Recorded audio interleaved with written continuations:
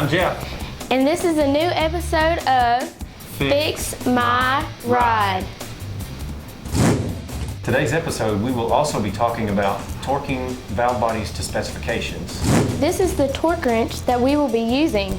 Hey Holly, check this out. This is an older version from before your time. How old did you say you were? It's a secret.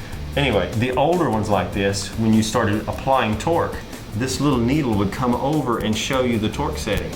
So there was no fancy stuff there. So the more torque you give it, the more it would pull the needle over, and you really had to pay attention to what you were doing to get the proper torque.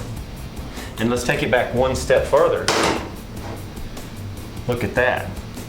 That is a torque wrench that was passed down from my grandfather. It says torque meter. This thing is probably old, probably older than you and I put together. How old did you say you were? It's a secret. Anyway. Now that we have it all together, we are going to install the valve body. Now Holly's going to grab the valve body and hold it up where I can install the manual valve.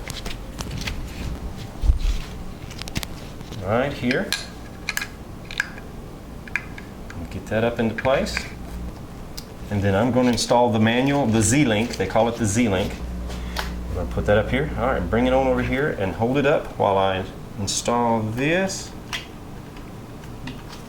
Now then, we bring it right down into place. There you go. Bingo. Now we're going to torque the valve body. That's right. And do you remember what the specifications are? 97 inch-pounds. Okay, so now she's going to turn on our torque wrench. We have the fancy one that will not only give you a vibration when you get to the torque spec, it'll also have a beep. This one. There we go. The cool thing about the snap-on torque wrench is that when you're watching the meter, you can see it start to climb, and you can watch the torque climb until you get to the exact torque. Then when that occurs, you get this sound right here. Then when that occurs, you get this sound right. Then when that occurs, Come on. Act right. Then when that occurs, you get this sound right here. The cool thing about this snap-on torque wrench is that as you get close to the proper torque, you can watch the meter start to climb until it gets to the proper torque setting, and then you get that. That way you know you've torqued it to specs. No questions, no doubts.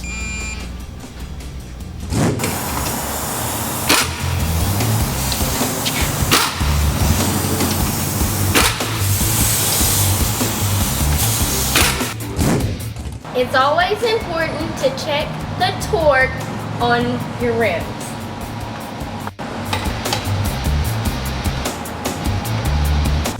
I'm Holly. And I'm Jeff. And we're on Fix My Ride.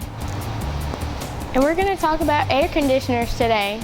That's right, and the importance of sticking to the service manual when it comes to checking your air conditioning. You just don't go to the parts store to get a can of stuff to put in your car. That's right, that can be very dangerous because unless you know what's going on inside that system, you could be doing more harm than good.